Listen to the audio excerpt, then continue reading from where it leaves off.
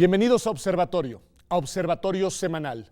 El día de hoy vamos a dedicar el programa a un tema muy relevante, a un tema que tiene presencia en distintos ámbitos y me atrevo a decir en todos los ámbitos de nuestra vida colectiva, que es el acoso de género, la violencia de género, pero después vamos a analizar en particular cómo se ha procesado y se ha manejado este tema en la Universidad Nacional Autónoma de México, que puede ser un ejemplo, creo, muy relevante de cómo se pueden procesar temas en ámbitos, en este caso en el que convive además una comunidad muy diversa, muy plural, muy diversificada también desde las edades, en fin. Pero primero ayúdenos a mí y al auditorio a entender de qué hablamos, de qué estamos hablando cuando hablamos de violencia de género, Mónica. Pues es una pregunta muy relevante, precisamente porque el protocolo, y hay que decirlo, es para atender los casos de violencia de género, que se distingue de la violencia contra las mujeres, y esta es la primera distinción relevante. Es cualquier tipo de violencia que se ejerce, ya sea tiene que ver con identidad sexual, con orientación, por cuestiones de género en general, y la víctima puede ser un hombre, una mujer o una persona con una identidad sexual trans, por ejemplo, queer, en fin. Entonces, esta fue una primera decisión de la universidad, ¿no? El tener un protocolo contra la violencia de género, aunque hay que señalar que, de acuerdo con los resultados que tenemos a 2 años de la aprobación del protocolo, la mayor parte, más del 90% de las víctimas que han denunciado son mujeres. Son mujeres. ¿Y los victimarios en un porcentaje muy alto también son varones? Efectivamente, okay. Son hombres, aunque desde luego esto no excluye, digamos, cualquier otro tipo de violencia ejercida en forma contra una persona en razón de su género. Okay. Entonces, esta es la primera distinción importante. Después, tiene que ver también esto con una decisión institucional que se vincula con el inicio, pues, de la actual gestión de nuestro rector Enrique Graue, que pues buscó dar visibilidad y una atención muy puntual, mandando un mensaje a un problema que, como todas y todos sabemos, y cada vez además se hace más visible, es un problema social que tenemos que enfrentar con mucha decisión, reconociendo en primer lugar que este problema existe, que la violencia de género es un problema real, en particular cuando las víctimas son mujeres, y que era necesario establecer un instrumento que le diera claridad a la comunidad de qué hacer cuando se presentan este tipo de casos. A ver, eso de la claridad es muy importante y primero déjame colocarlo, Anel, en una dimensión en la cual la claridad puede ser nebulosa para quien la comete y para quien quizá la padece, porque por lo que he podido entender después de leer un poco sobre el tema, hay violencias de género que pueden, digamos, ser ocasionadas no necesariamente de manera deliberada por la persona que lo ocasiona, y también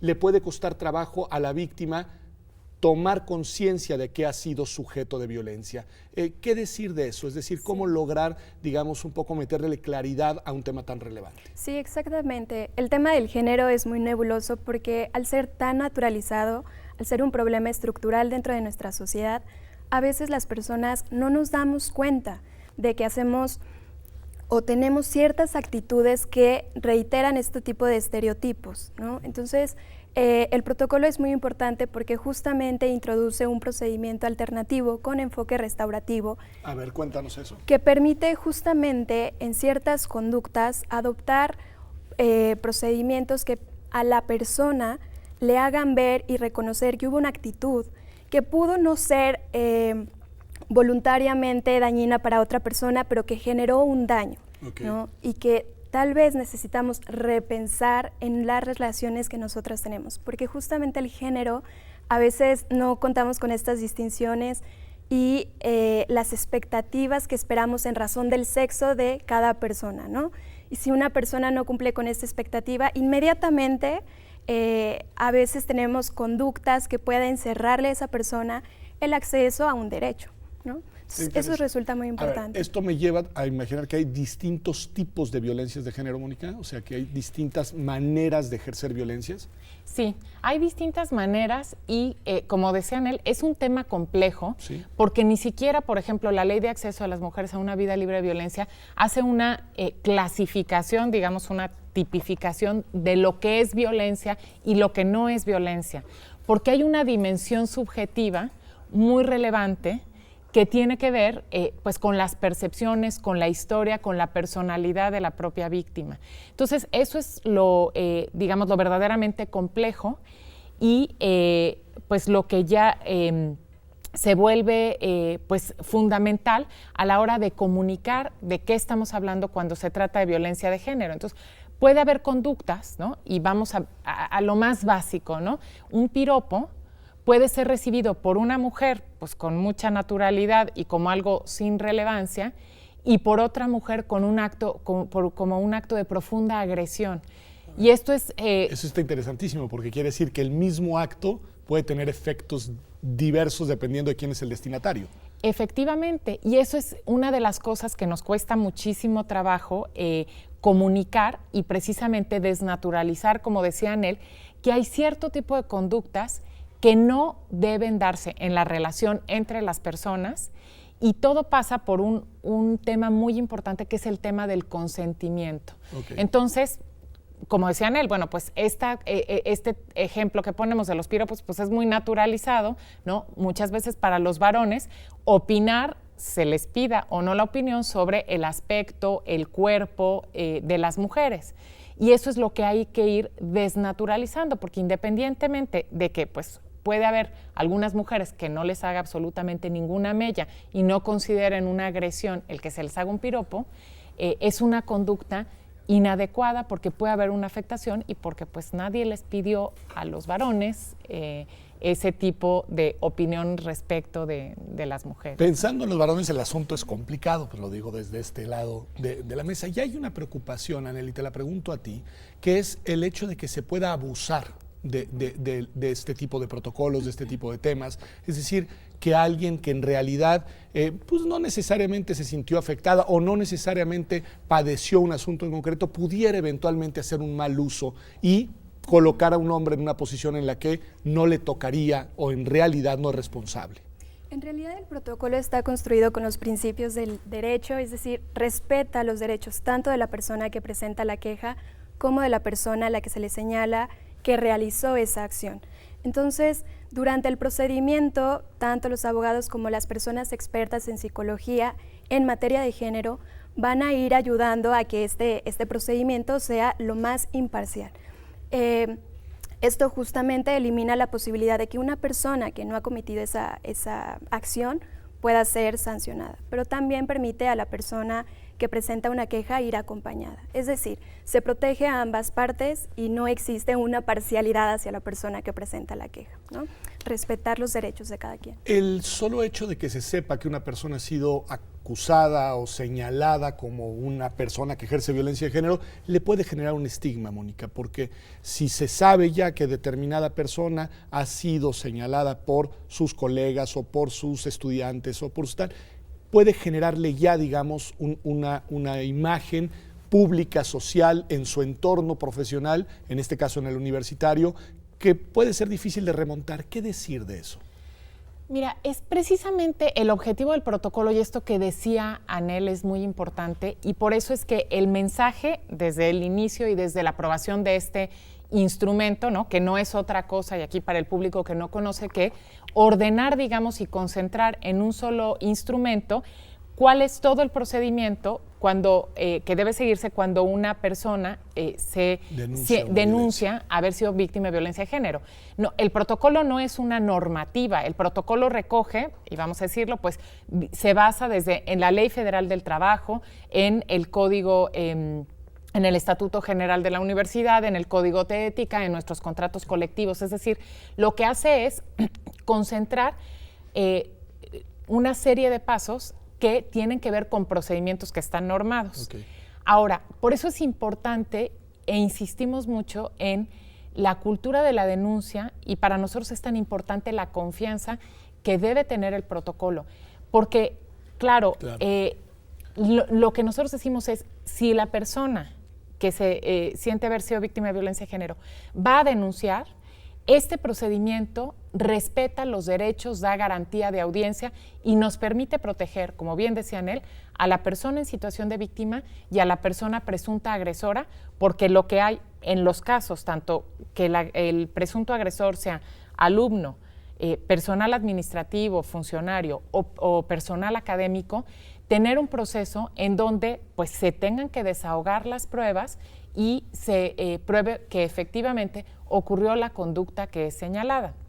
Entonces, por eso es muy importante apostarle siempre a las vías institucionales, porque si no, el proceso pues se sale de control, se puede estigmatizar efectivamente a las personas, se puede utilizar de otra manera, aunque yo quiero ser muy enfática aquí, que era una, digamos, o es una preocupación que en realidad no ha sido fundada porque en lo que llevamos nosotros en 2 años de funcionamiento del protocolo no hemos tenido denuncias falsas. Están contempladas en el mismo instrumento y se establece una sanción para las personas que denuncian falsamente. También si una persona denuncia falsamente claro, tendría una responsabilidad. Claro, entonces esto es muy importante y es un equilibrio complejo, ¿eh? No vamos a decir que es fácil y que no, estos 2 años de aplicación de este instrumento ha sido sencillo, pero se busca guardar un equilibrio para que dándole valor preponderante al dicho de la víctima, que eso es muy importante porque es un criterio de la Suprema Corte de Justicia de la Nación, que tiene que ver con los delitos de naturaleza sexual, ¿no? Y en general con la violencia de género, que generalmente no tiene testigos, se puede articular, ¿no? y se aportan elementos que nos llevan a presumir que una acusación tiene sustento. Sí, y a tomársela con toda seriedad, claro, y a desahogarla en sus méritos. A desahogarla y darle desde luego también a la persona que es señalada la oportunidad de defenderse.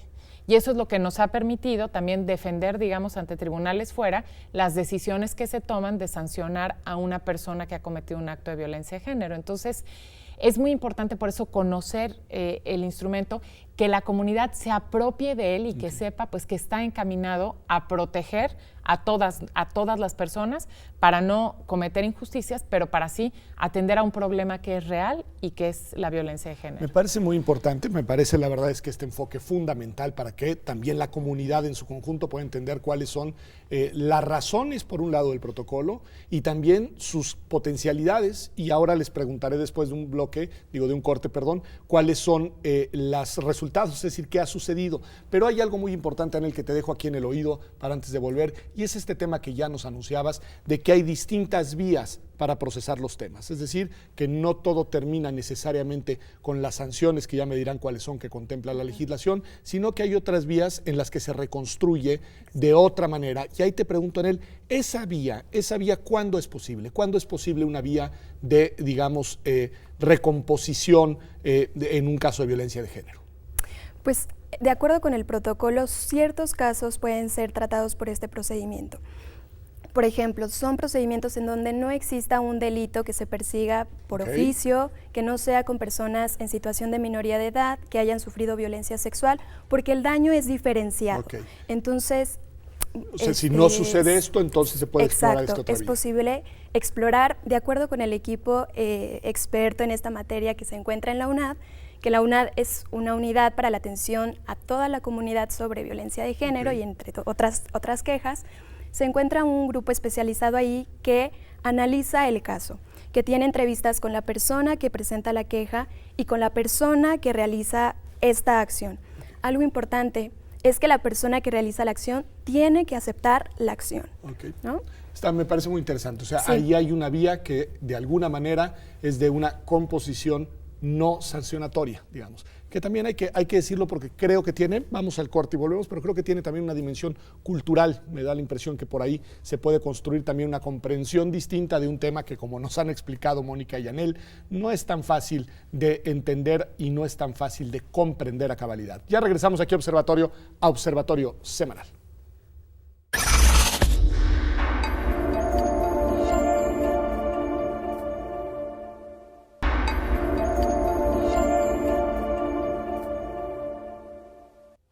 Ya estamos de vuelta aquí en Observatorio Semanal, y estamos hablando de violencia de género y del protocolo con el que cuenta la Universidad Nacional Autónoma de México para atender estos casos. Y Anel, nos decías que ante una eventual denuncia, un grupo de expertos en una unidad específica de la universidad acompaña a la víctima a ir procesando el caso, le da derechos, obviamente, también a la parte denunciada, a la persona que ha sido denunciada, con la posibilidad de ir encontrando una solución al asunto. Y nos decías que hay una ruta a través de la cual se puede encontrar una solución, digamos, componedora del asunto, en el cual las dos partes encuentran una solución y no necesariamente se conduce por la vía de las sanciones. Pero en esta otra vía, en la vía de las sanciones, ¿cuáles son las sanciones a las que se puede hacer acreedor una persona en la Universidad Nacional Autónoma de México por cometer un acto de violencia de género? Sí, es importante saber que los procedimientos ya están en la universidad y se guían por la legislación universitaria. Okay, que no es algo nuevo, sino que en realidad es una articulación de lo que ya existe. Exacto, el protocolo recoge más bien estos procedimientos y pone momentos claves en la atención de los casos. Entonces, de acuerdo con estos procedimientos que dependen de la persona que realiza la acción, se inicia un tipo de procedimiento. Si es alumno, se inicia un procedimiento disciplinario; si es académico, un procedimiento de investigación administrativa; si es funcionariado, etcétera. Y en el caso de alumnado existen 3 tipos de sanciones, que puede ser amonestación, suspensión o expulsión. Okay. Y en el caso de los trabajadores puede ser, de acuerdo con la Ley Federal del Trabajo, amonestación, suspensión o rescisión laboral. En el caso de los procedimientos alternativos nos permiten una gama mucho más amplia, porque justamente al reconocer que existe una afectación y que puede haber un restablecimiento de este tejido social, puede llegarse, por ejemplo, al acuerdo de que la persona agresora pueda acudir a un grupo reeducativo, que es súper importante para volver a descomponer esta estructura heteropatriarcal, machista, y recomponer esta nueva relación con nuestra sociedad. Ahora, ¿en ese caso se considerarían sanciones propiamente, Mónica? No. No son sanciones. Los procedimientos alternativos no son sanciones. Y precisamente, hay algo aquí muy importante, porque precisamente pues hay muchas expertas, particularmente en violencia de género, que recomiendan que no se permita la mediación. Y hay que decir que esto no es una mediación, porque la mediación implica igualdad entre las partes. Y normalmente en los casos de violencia de género no hay igualdad.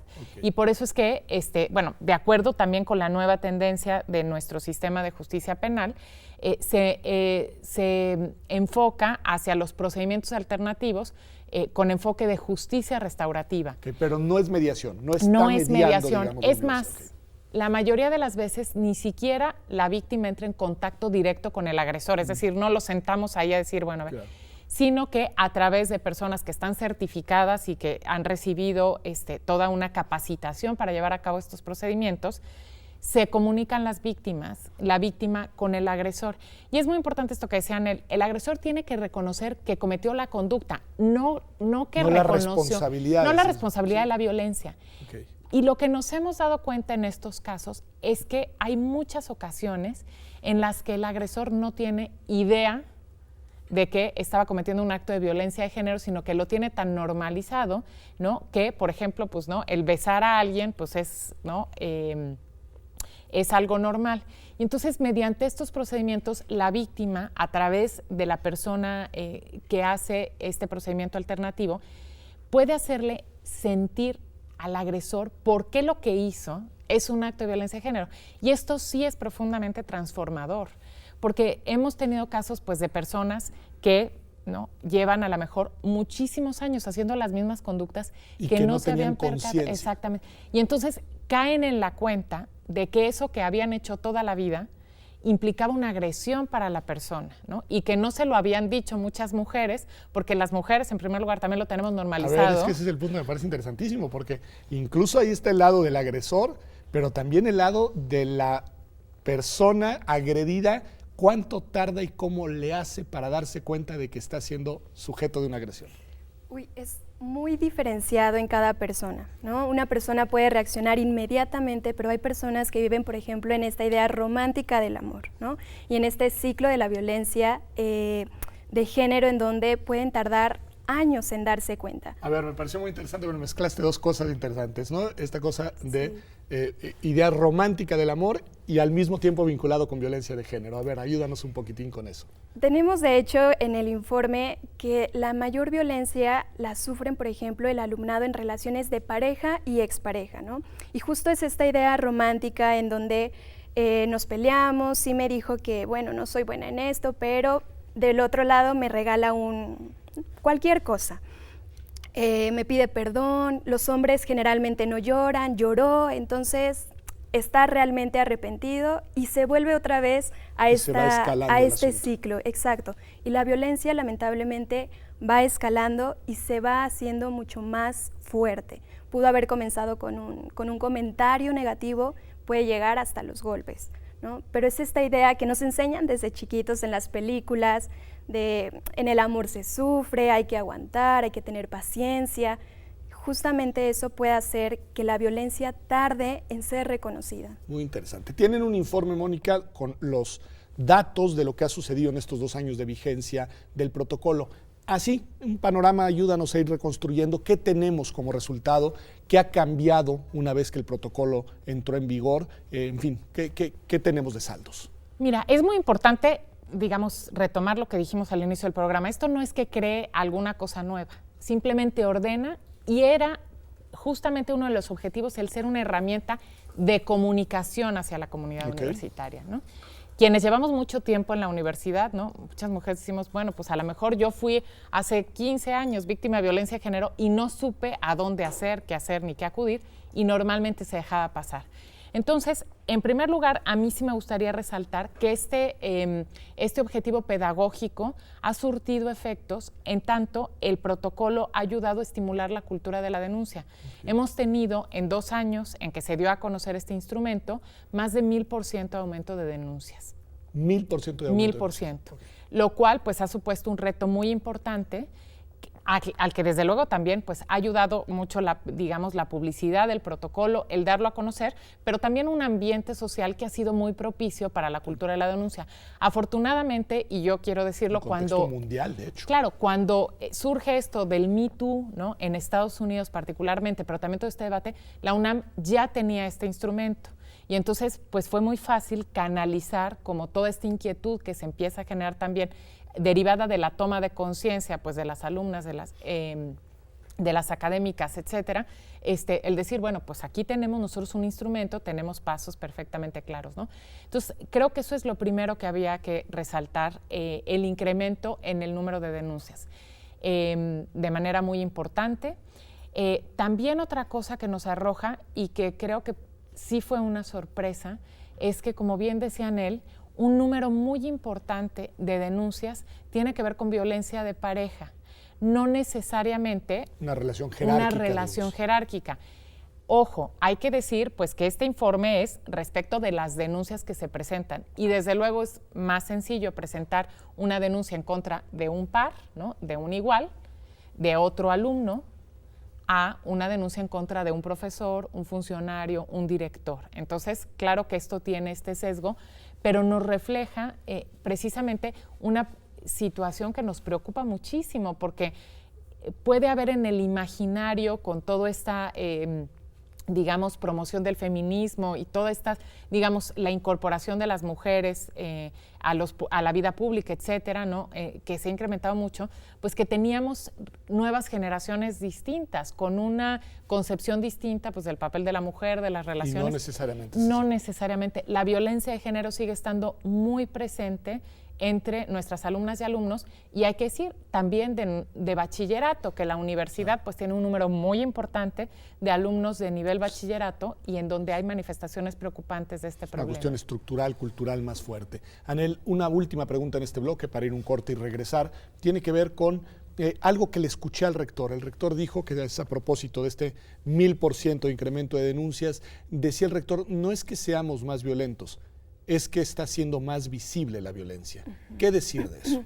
Totalmente de acuerdo. Y yo creería que además de ser la más visible, las mujeres en general, y hablo por mujeres porque son las que viven más violencia. Los datos nos dicen que... Exacto, están más empoderadas. Dicen, no hay que continuar con esto, y existe sobre todo un canal, y creo que confianza en esta nueva política institucional para poder presentar quejas y para poder tratarlas. Y eso es súper importante, empezar a restablecer esta comunicación, este lazo de la autoridad con la comunidad universitaria, ¿no? O sea, el protocolo ha servido de alguna manera para, si entendí bien, ordenar procedimientos jurídicos que ya existían para darle cauce a un tipo de denuncias específicas sin cambiar la normatividad universitaria, y por el otro lado también ha servido como un mecanismo de cercanía, digamos, desde las autoridades, desde la rectoría hacia la comunidad universitaria.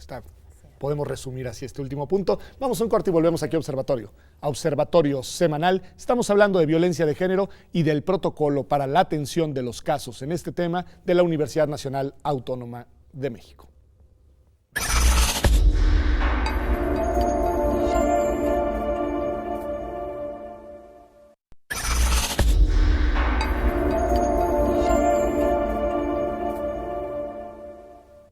Ya estamos de vuelta aquí en Observatorio Semanal. Estamos hablando de violencia de género y del protocolo con el que cuenta desde hace 2 años la UNAM para atender los casos que se presentan en esta materia. Hacíamos referencia a que tienen hoy un informe, es decir, han ya hecho, digamos, un corte de caja.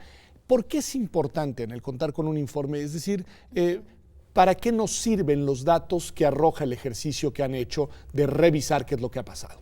Habría que decir que afortunadamente la universidad cuenta con el primer informe, hablo de universidades, que muestran la violencia de género que existe dentro de... Es el primer informe que existe en las universidades mexicanas. Okay. Exacto. Eso es muy importante porque visibiliza la problemática, en dónde se está dando este tipo de la violencia y qué tipo de violencia se está dando y en qué relaciones. Esto nos permite pues pensar en nuevas políticas para prevenir este tipo de violencia.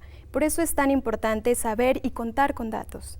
Ok, eso, los datos te ayudan a clarificar cuál es el estado del arte del asunto, que además podemos imaginar que quizá después del informe el asunto también siga, digamos, teniendo un proceso de incremento, porque se va haciendo más visible y se van viendo resultados. Claro, y yo además quería decir, si es un ejercicio también de transparencia y rendición de cuentas, bueno, se publicitó, se hizo una campaña, ¿no? ¿Qué es lo que ha pasado con esta, digamos, con esta herramienta que se dio a conocer? Y por otro lado también constituye, y yo quiero resaltar, digamos, como el perfil académico del documento. La universidad pues tiene una vocación eminentemente de generar conocimiento y para nosotros era muy importante con esta información que teníamos generar conocimiento para muchas cosas, para entender el fenómeno en la universidad, pero también mucho más allá, porque lo que se hizo es un análisis muy serio de cómo puede analizarse la problemática, no solamente para la universidad, sino para cualquier universidad o cualquier institución. Y esto es importante decirlo. Por ejemplo, nosotros no nos permite ni nuestra normatividad ni los contratos despedir a alguien, por ejemplo, por hostigamiento sexual, ¿no? No tipificamos delitos. Una rescisión no dice se le rescinde porque cometió hostigamiento sexual, sino que nosotros encuadramos en conductas contrarias a la normativa universitaria, contrarias a la disciplina, y con base en la relatoría de las víctimas, en las actas, es que se hace esta clasificación. Entonces, eso es muy interesante porque permite, sin necesidad de volvernos ni Ministerio Público ni clasificadores, nos permite sacar información de relatos que hacen las mismas víctimas y establecer además como una serie de análisis de los tipos de relaciones que se dan en comunidades como la universitaria, pero que se dan en cualquier institución y que pueden generar este tipo de casos de violencia de género. ¿Quién hizo el informe, Nel? La Oficina de la Abogada General construye este informe justamente a partir de las actas de hechos que llegan al subsistema jurídico encabezado por la Oficina de la Abogada General y con este seguimiento que da muy puntual la UNAD, en donde se encuentra todo este equipo de expertas. Se hace justamente de las actas de hechos del relato de las víctimas.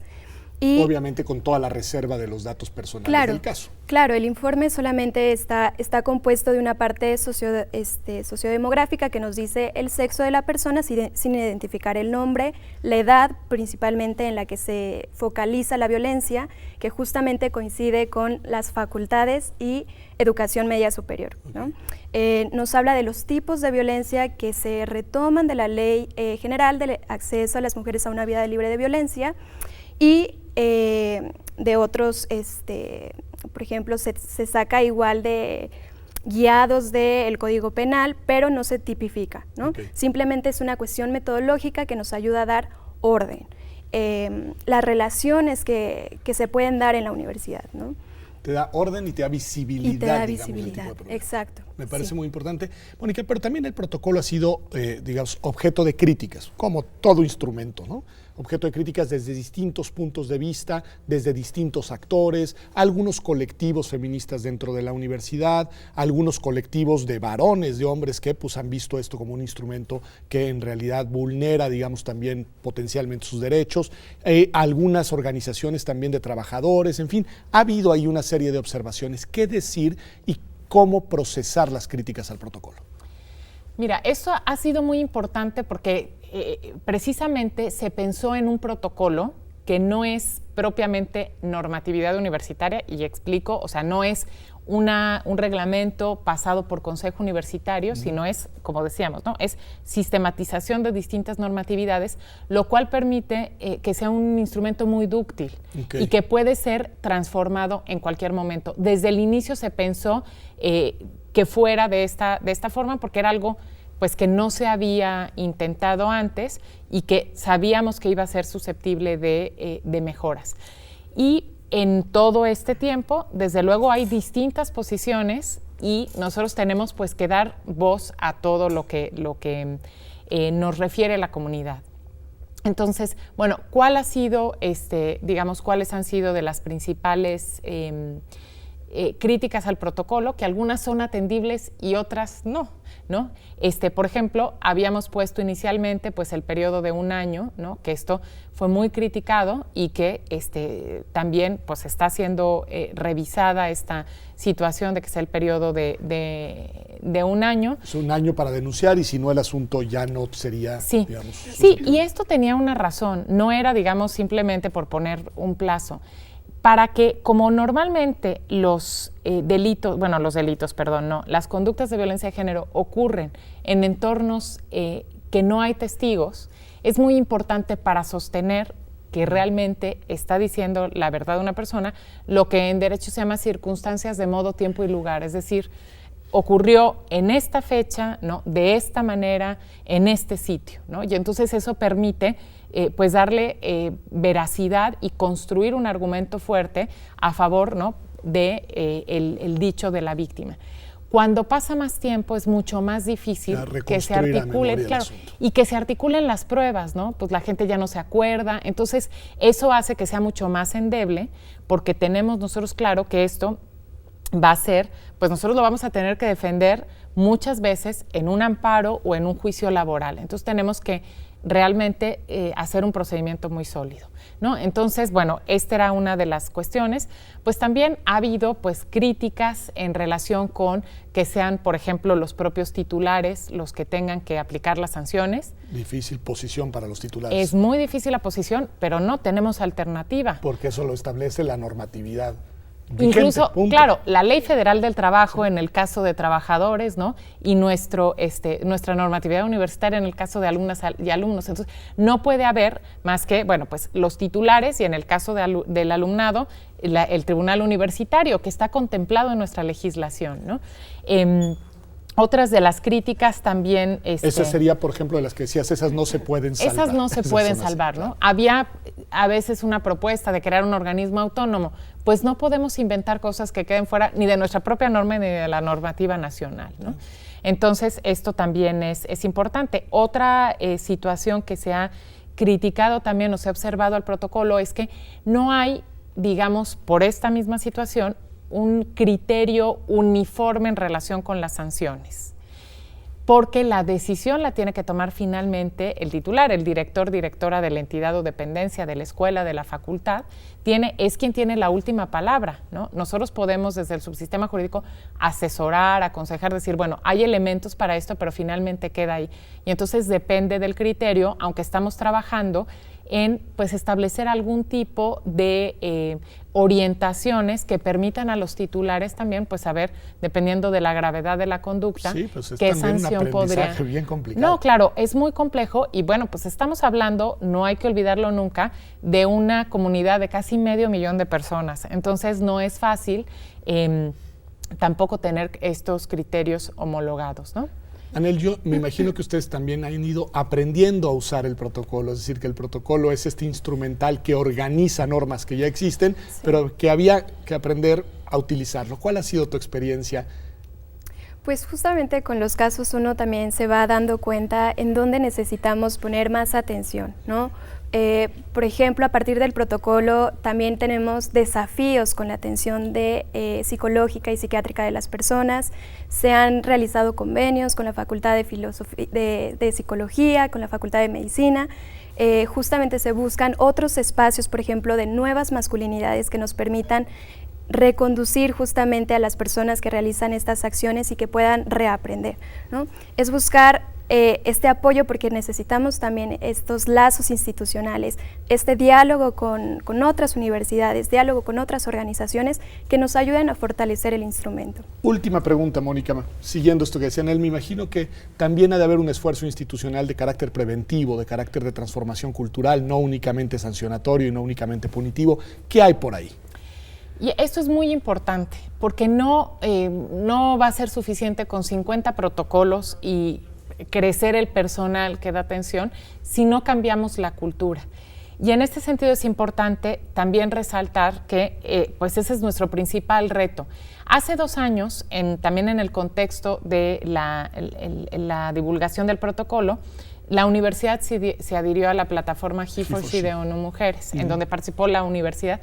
Y también es interesante y les invitamos a que lo conozcan. En estos 2 años se han llevado a cabo muchísimas actividades de los más diversos tipos que te puedas imaginar, tan diversas como nuestra comunidad, como la universidad, en relación con el tema de la igualdad entre mujeres y hombres, porque lo que subyace finalmente a la violencia de género es un reto en relación con la igualdad. La violencia de género es muy grave porque es violencia, pero porque atenta contra la igualdad, ¿no? Nos coloca a las mujeres en particular en una situación de inferioridad en donde no atenta contra la libertad de con quién relacionarte, cómo vestirte, en dónde estar, a dónde ir, ¿no? La violencia de género inhibe el crecimiento también de las personas, de las mujeres, ¿no?